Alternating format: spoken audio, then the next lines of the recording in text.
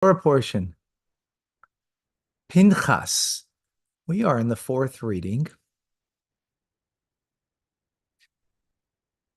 Today we're going to learn, the response to the daughters of Tzlofchad. Yes, so we spoke about the divvying out of the land of Israel. And the daughters of Tzlofchad, there were no sons, we're not getting a portion. So they said, why should we lose out? And Moshe is now bringing this to Hashem for the response. And thereafter, we're going to speak about and learn about the appointment of the next leader of the Jewish people. Ooh, heavy duty. Okay. And Hashem spoke to Moshe saying, Cain, so justly, B'nai Tzlofchad, the daughters of Tzlofchad, Doivres, they spoke. They spoke justly. Nasan Titin Lahem, give to them, Achuzas, possession, nachala, of the inheritance. They get a possession, a portion of the inheritance, avihem, amongst the brothers of their father. Is nachalas aviyam lahem, and you should then transfer the inheritance of their father to them. So they spoke right. If there isn't a male to inherit, right? Huh? Good stuff, women's rights. Women's rights. This is the original women's rights. Yeah. You're right. This is it. Misunderstood. Everybody thinks, a lot of people think it's totally a patriotic religion when there's so much feminism. Yeah. Can let Davida in.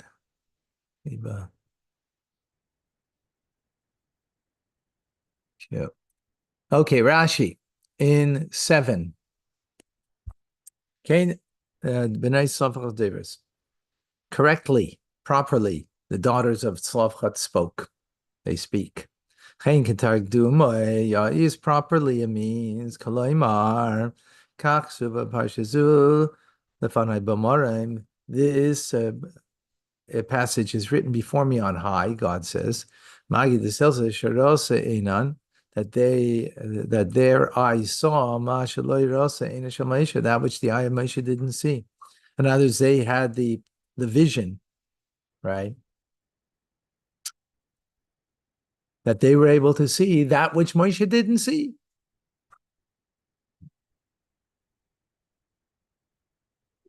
Right? Yeah. Further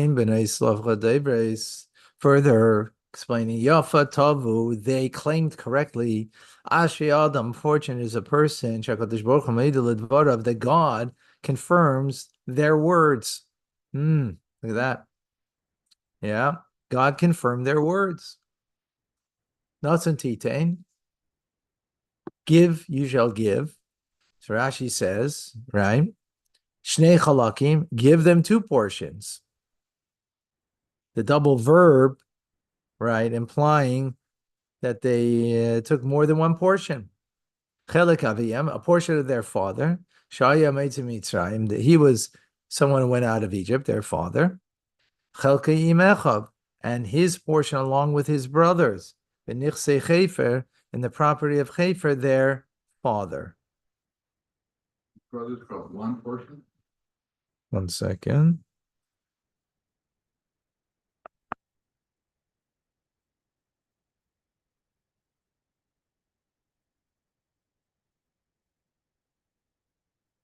They split amongst themselves.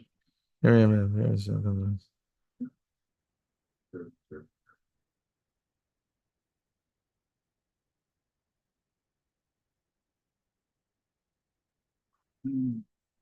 No,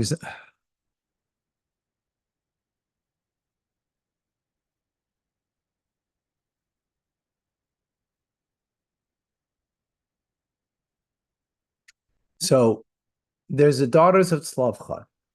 Tzlavchad, his father was Chefer, right? Who was in Egypt. So and so Tzlavchad had a brother, I guess, or brothers, or brother, whatever. And yeah, it says plural. Yeah, brothers. So the way I'm understanding, because remember, it goes back to the grandfather, right? What we learned yesterday, and then it's divided, right? So they're going to get a double portion because, so the way I'm understanding is that there were two brothers, so therefore they're getting from the grandfather to the children. So it's two brothers, and therefore it coming down to the daughters, the five daughters are getting two portions as a result. That's how I understand it. Yeah. So okay, continuing Rashi, last Rashi in number 7, Varta, and you shall cause to pass over, right, to give us an inheritance. Lashon Avarahu, this is a language of, Evra, sorry. Lashon Evra, wrath. B'misha ina maniach ben, someone who doesn't have a son, Yarsho to inherit him. I don't know what that means. Hold on.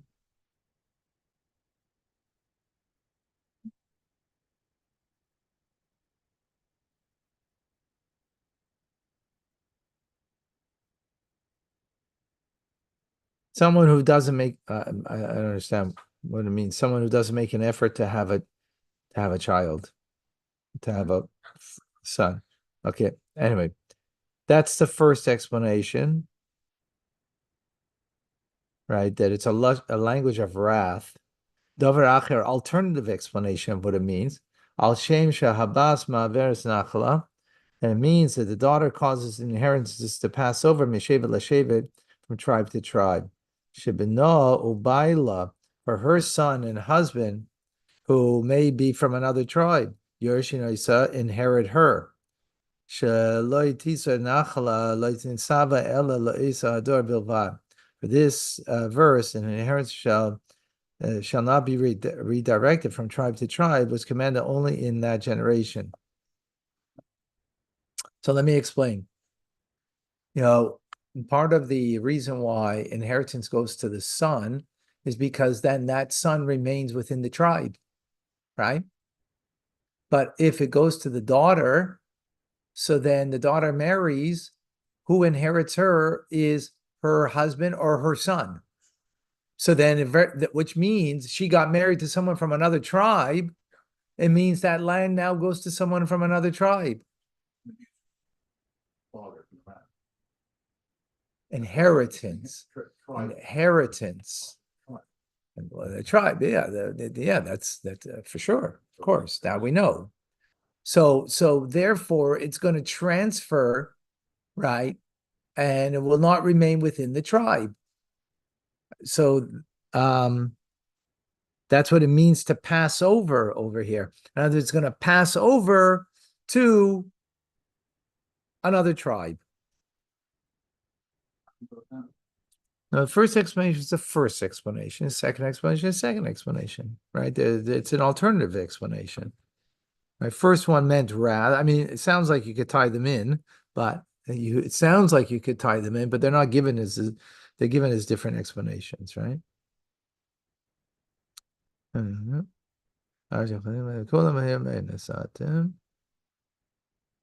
anchor involved.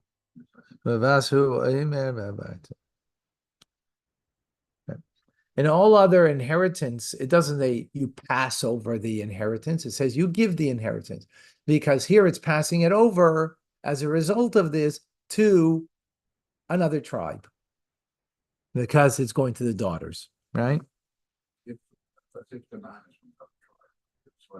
Yeah, I mean, very good chances that's going to happen, right? You see that people don't marry the ones who are around them, right? Because they know them too well, right? It's like, you were friends since high school, so you know this person, you're not marrying them. It's like the newcomer, right? So the same idea here. Right. You're right. It doesn't mean that they had to marry outside, but very likely that they would, or very possible. I don't know, likely, but at least very possible. So out of the 5 daughters, someone's going to marry from another tribe, and then therefore it'll transfer uh, the ancestral land. And by the way, that was Why not only one generation though? um, because it was in the end, it was not something that you could really keep up. And also, on another note, that there's something about the separateness of each tribe and their uniqueness, and there's something about the inclusion. So, okay.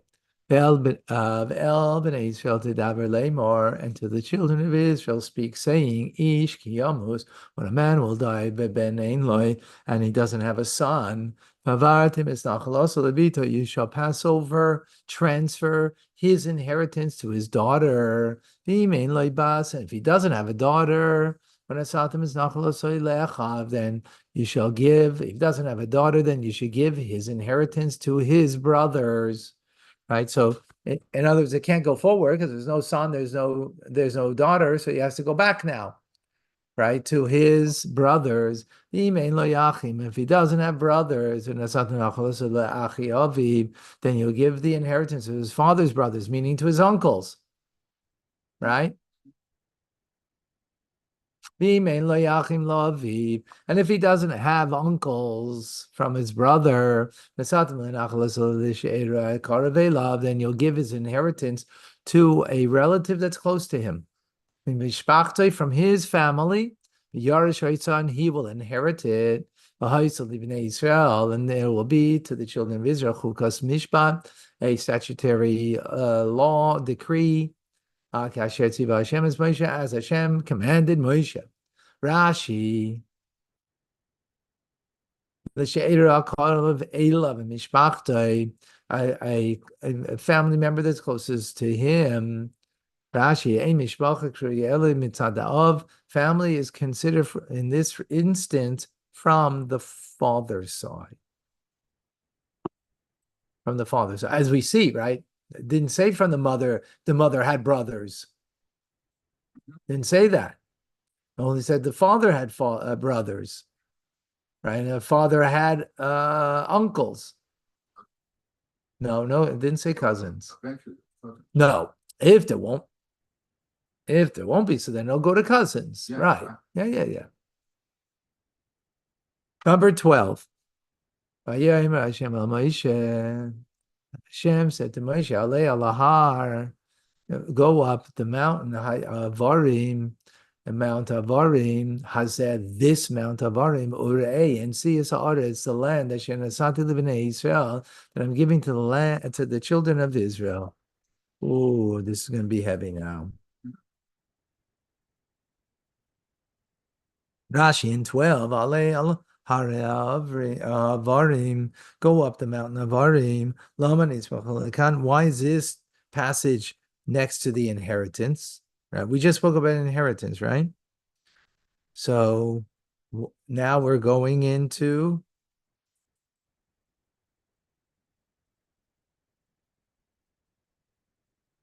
okay, let's see Rashi.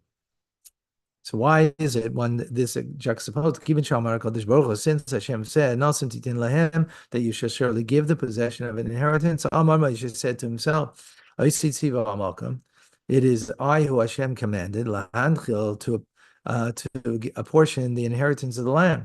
So maybe the decree against me has been rescinded.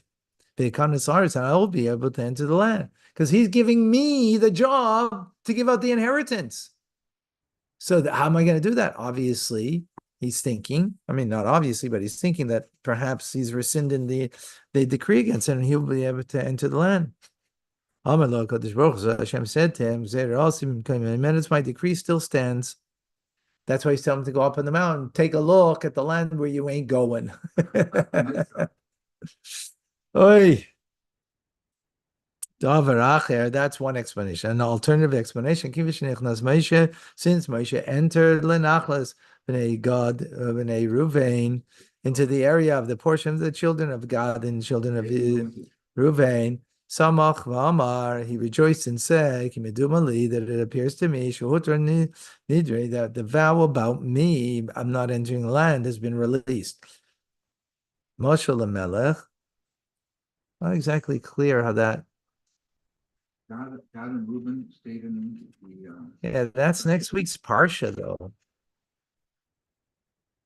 Yeah, they stayed in Transjordan, right? Because they had lots of cattle and it was better grazing area there on the east side of the Jordan.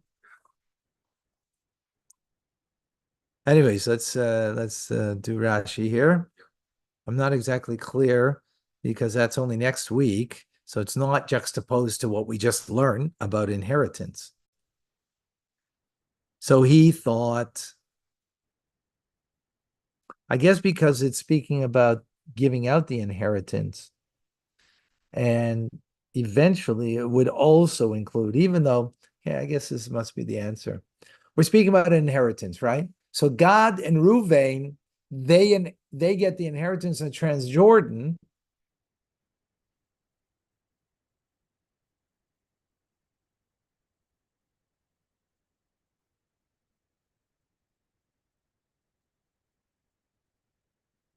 Right. So Moses mostly Transjordan. he is in Transjordan himself right now.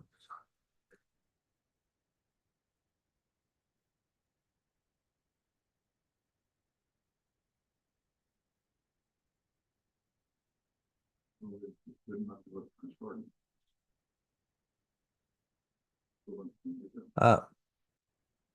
Transjordan. Okay. So speaking about inheritance, he is now on the land that is part of the inheritance. Oh, so it's part of the inheritance. That means it's like part of Israel, right? Oh, if it's part of Israel, so therefore it must be that the decree has been annulled, has been rescinded, right? Sort of like, caught God off guard. Look where I am. I'm on the land that's going to be inherited. Moshe Lamelech, this can be compared to a king. Shigal Shal B'nai, then he made a decree upon his son. Shalai Yikonasi, he should not enter the Pesach Paltin Shalai into the entrance of the palace. Nichnas Shar, the king entered the gate. Vu Acharav, and the son followed him. Lochater, the king entered the courtyard. Vu Acharav, and the son followed him there into the courtyard. Letikraknalan, he entered into the reception room. Vu Acharav, and the son followed him into the reception room. Now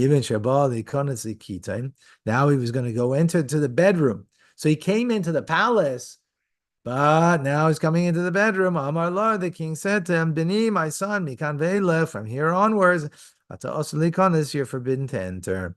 So, in other words, yes, you are kind of partially in Israel, because yes, this will be the land that will be for God in Ruvain, that they will be able to, that they're going to be there, even though it has partial laws like the land of Israel, not completely, but it does have partial land. So you've entered. It's like entering the palace of the king. You've entered, into the courtyard. You've entered into, the garden, but not into the private room. Not into, no.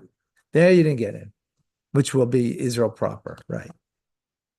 13, and you will now on top of the mountain, you should see it. And you will be gathered to your people, Gamata, you too, as your brother Aaron also was gathered to his people, meaning gathered. Interesting, what does it mean gathered here? To die. To die. Not, I mean, I don't think it means specifically to be buried, but meaning, the whole way that Aaron died, right? Lying on the mattress, on the bed, and in the peaceful way that he passed away. Let's see Rashi in 13. Kasher nesaf Aaron achicha, as your brother Aaron was gathered and brought in. From here we see Mesha desired to have a similar death to that of Aaron, his brother. That's one explanation what this means. Alternatively, it means Ein ata toiv mimeni, you are not better than he. God is saying to Moshe, you're not better than him. Al asher loy kidashtem, you both must die because you both didn't sanctify, which implies, hi im kidashtem. I see that if you would have sanctified me, adayin lo yegia zmanchem lipatim min ha'olam, it would not be the time for you to depart from this world. So according to the first explanation, the comparison to Aaron lies in the manner of death. According to the second explanation, it lies for the reason for the death, right?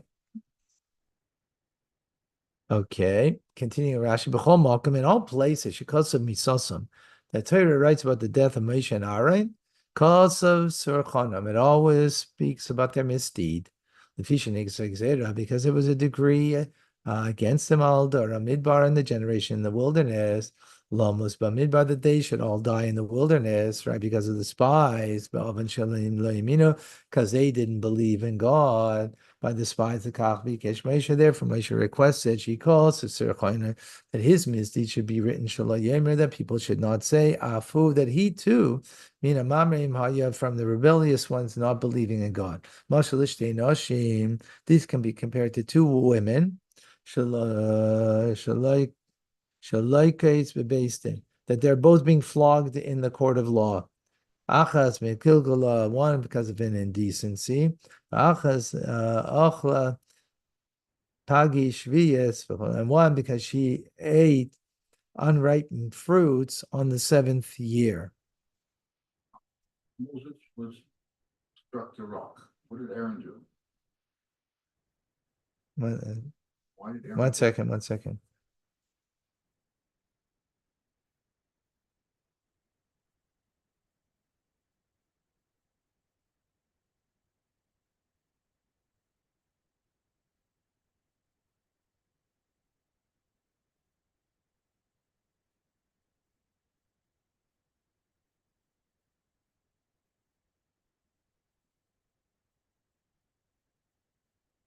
So you're not allowed to eat, can only eat ripe fruits on the 7th year, on the sabbatical year. And if someone didn't, right, this is a metaphor, right? Eating unripe fruits. So, so two people one is getting flogged for indecency, illicit relations, and the other, or some, I don't know if it's illicit, I'm not, right? And one is getting also, but it's a much lighter sin, right? So therefore, since it's a much lighter sin, it should be announced that why I'm getting flogged, right? It shouldn't be thought that I'm, the indecent person. Anyway, let's just finish this first, okay? Yeah. Here too, B'chol Malcolm, Shizkim Yisasim, whenever it mentions their death, it mentions their misdeed, to make known, that there was no sin in them, but this alone, right, meaning the hitting of the rock.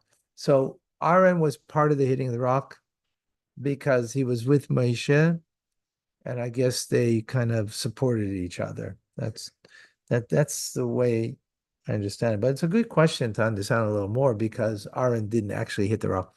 So actually, Rashi did explain earlier. The truth is, Aaron already had a decree upon him because he was involved in the sin of the golden calf. Of course, he only did it not to sin. He did it to hold back the Jews and thinking that, he'll do it. It'll hold back from their idolatry. Huh? Who's a bigger sin, striking the rock or? One second. So that was hanging over him, even though he didn't do anything. His intent was only a positive intent, but in the fact is, he was a party to the golden calf. So God held that in abeyance. It wasn't like it was held. Now with the striking of even though Moshe did the striking, but Aaron was a party to it. So he was like a party to two things. And so therefore, in fact, it's because being a party to the striking of the rock, so that as Moshe was not allowed in the land of Israel, so likewise Aaron. Okay, that's the way according to Rashi. Okay, 14.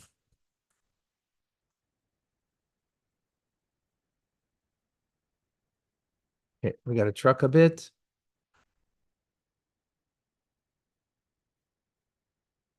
Just as you disobeyed Merisem, Bamidbar,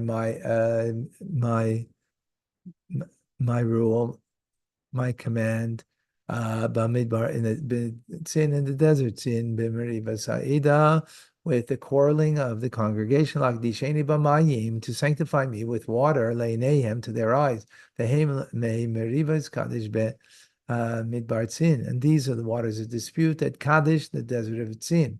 Rashi in 14, hey me meriva Kadesh, the waters of the strife of Kadesh, Haim levadam, they alone, ein bahem avanachad, they have no other sin. Davar acher, alternative explanation, Haim shehimru b'mara, that they led to the rebellion in Mara. Haim ayu shehimru b'yam suv, and they were what led to the rebellion at the Sea of Reeds. Haim atzmam himru, that they are the very thing that led to the rebellion, but midbar tzin.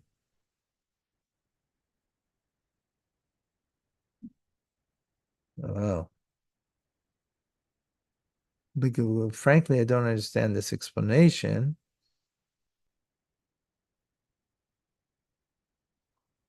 One second. One second.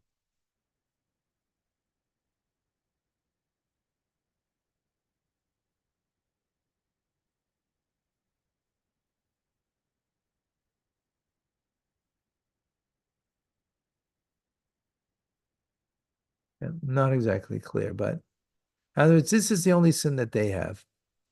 Okay, finish with that. Now we go into choosing a new leader.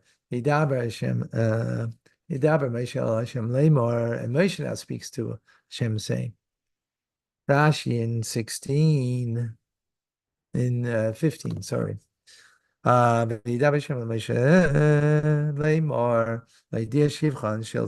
shows you the greatness, the praiseworthiness of the righteous. When they take leave of this world, they put aside their own concerns for and they deal with the concerns of the public. Moshe said to God, answer me. The empana is whether you're going to appoint a leader for the Jewish people, imlab or not.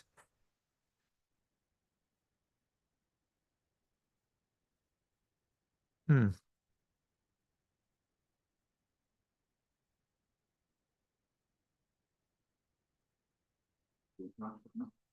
Mm-hmm.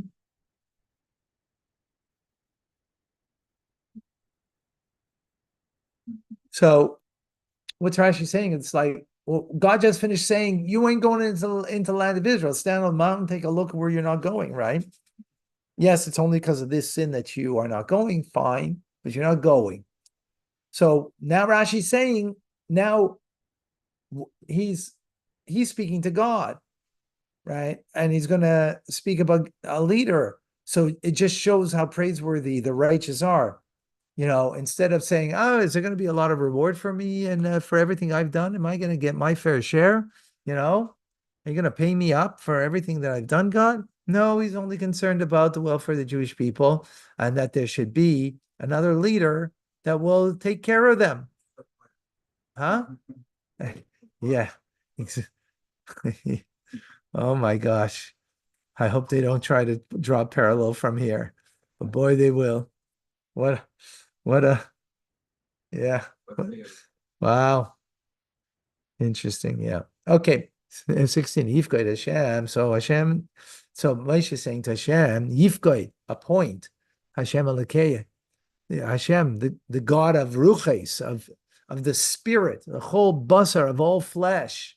Ish al ha'eda, a man over the congregation. So now he's saying, God, appoint somebody, right?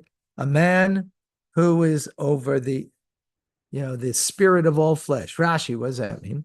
Kiva sheshama Moshe, Yifkad Hashem, right, that he should appoint. Once Moshe heard, Shama lo Malcolm, that Hashem said to him, that Tzlavchad inherit to his daughters, right? Amar, so he said, now's come the time, I'm going to make the claim that what I need, even he's taking care of the Jewish people, right? Right, because they need a leader now. But I'm going to now stake my claim, right? What's my inheritance, right? I have to think about my family. That my son should inherit my position, my great position. Hashem said to him, it is not entered before me in my mind this. Yeshua, Joshua, he's the worthy one. To take the reward of his service, because he did not depart from the tent of learning. He was sitting and learning the whole time. Torah. So he's the one that's fitting. And this is what King Solomon said. He who guards the fig tree will eat its fruit. I mean, he who keeps watch over them, his master shall be honored. Yeah, Elikei Rucha is the God of spirits. Lama Nema, why does it say the God of spirits? Amar the fun of God said before, Hashem, Moshe said before God, Ribboni Shalayla, Master of the universe. You know it's revealed to you the personality of each and every single individual. And one does not resemble the other. Appoint for them a leader. Will be able to put up with each and every individual if he died according to their personality, according to their awareness.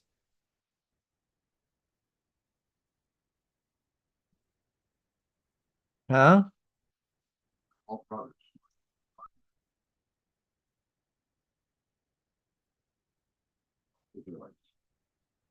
Yeah.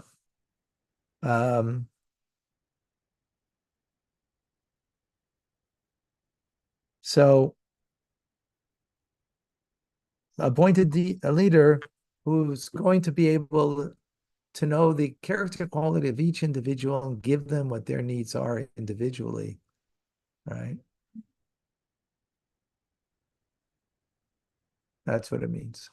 Yeah, we're good. 17.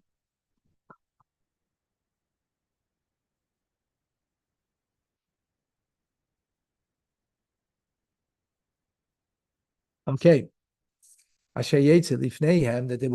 this leader will go before them. And will come before them.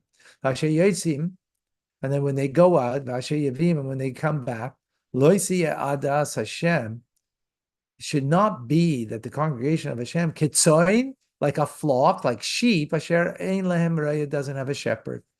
So here we have the idea of who is Moshe Rabbeinu and who is the extension of Moshe Rabbeinu, in this instance, Joshua, Yeshua, right?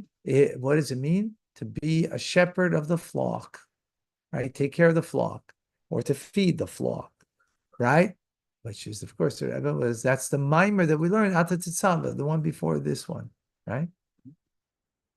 Rashi in 17. What does it mean to go out before them? It's not in the manner of the kings of the other nations, that they sit in their homes. And they send out their armies off to war. But as I did, as Moshe did, I myself waged battle against Sichon and Og.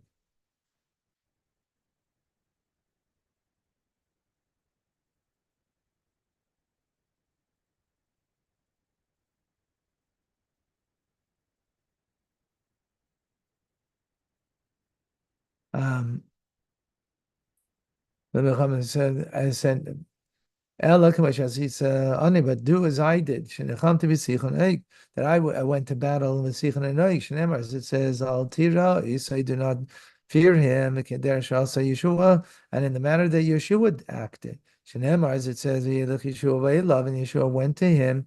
Yemer and he said to him, Lanu ata, are you are you ours or are you the enemy? Similarly with David, it says King David, then he would go out and come before them.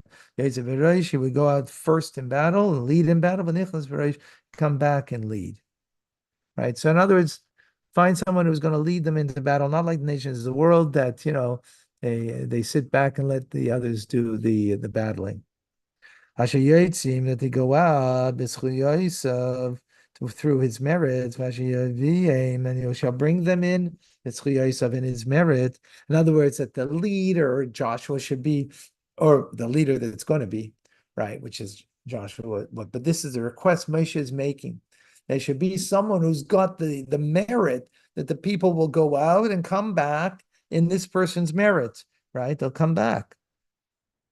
Alternative explanation for this, that you shall bring them in, should not do for him that what you're doing for me, they're not allowing me to enter the land. In other words, that they should come and go into the land. Not like me that I can't go. 18. So now Hashem responds, El Moshe, take for yourself. It's Yeshua, take Yeshua. Ben Nun, the son of Nun, a man who has a spirit in him. Love and place your hands on him. We have beautiful sikh in the Rebbe over here, which we will not learn now. Take for yourselves. What does it mean to take? Whenever you use those words, take for yourself, it means take them with words. How fortunate are you? You're privileged to lead the children of God. L'cha for yourself as baduk l'cha, that which has been examined by you, and that which you are familiar. Asher ruach by, in whom there is a spirit, sheshalta,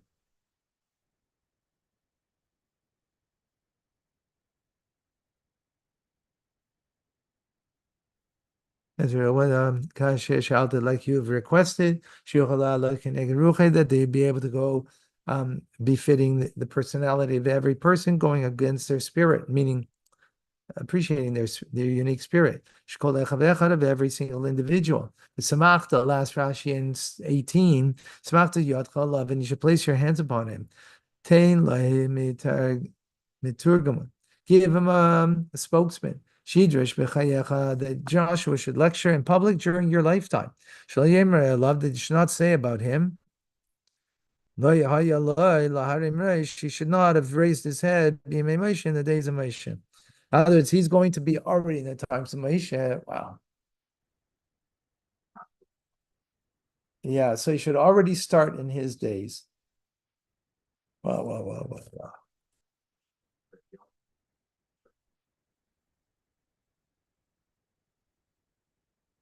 Well, no, but the Rebbeim wasn't that way, by the way.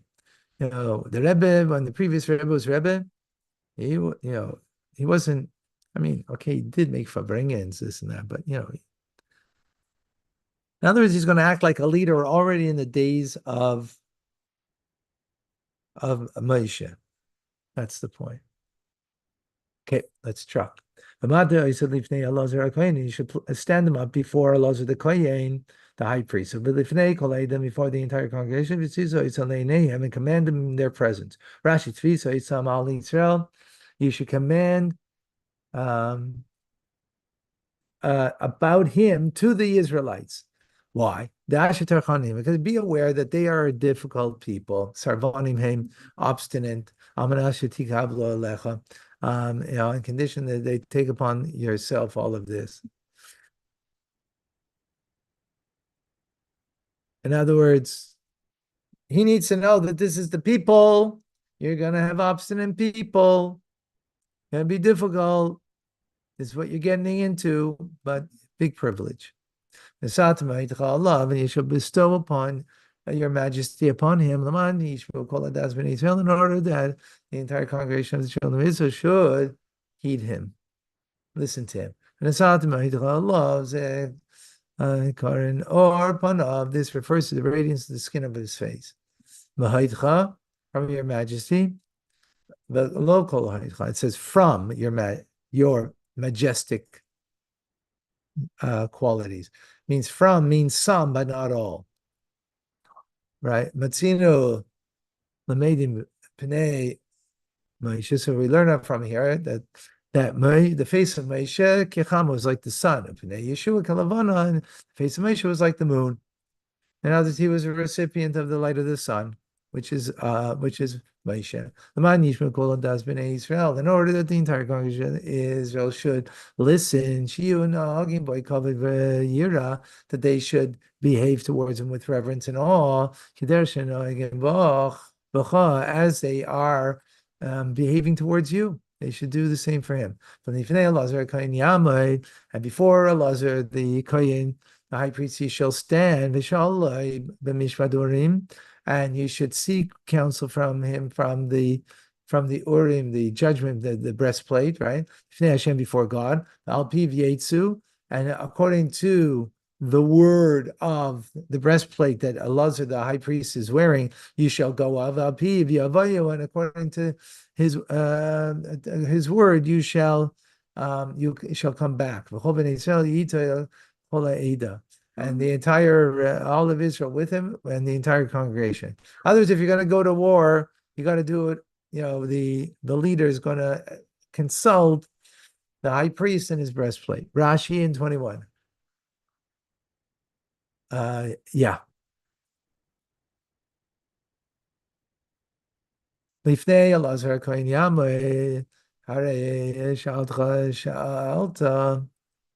You made a request, right, that your children should inherit get the inheritance. Shein Kavod Hazeh Zaz Mibeis Avicha, that the honor should not depart from your father's house.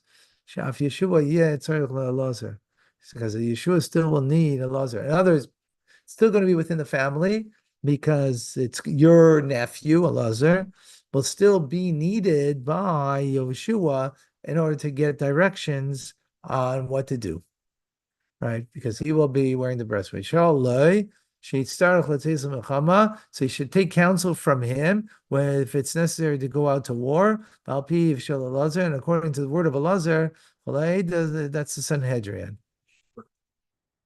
No. No.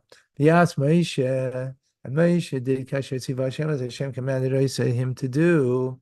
He took Yeshua Lifnei Elazar Kohen, and he made him, and he made him stand before Elazar the Kohen, Lifnei before the congregation. And Yeshua, he took him, encouraging him with words. The idea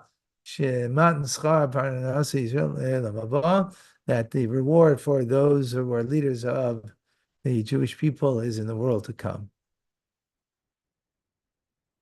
Vayismaich, the last verse for today, and he placed his yad of his hands olav. He placed his hands on him. Kasher diber Hashem v'yad Moshe, as Hashem spoke through Moshe. Rashi in 23. Yismaich, his yad of, he leaned his hands ayin yafa generously. And it's not more than he was commanded. Because Hashem said to him, you should place your hand, meaning only singular. That's singular. So it was only one hand. But he did with two hands. So when he made Yeshua, like a vessel that's full and brimming over, and filled with wisdom, generously. Kasher diber Hashem, as Hashem spoke. Also regarding to the matter of splendor, Moshe gave him of his splendor. Amazing. Amazing. That's it. Hey, folks. Kanye's coming up in a few moments. Thank you.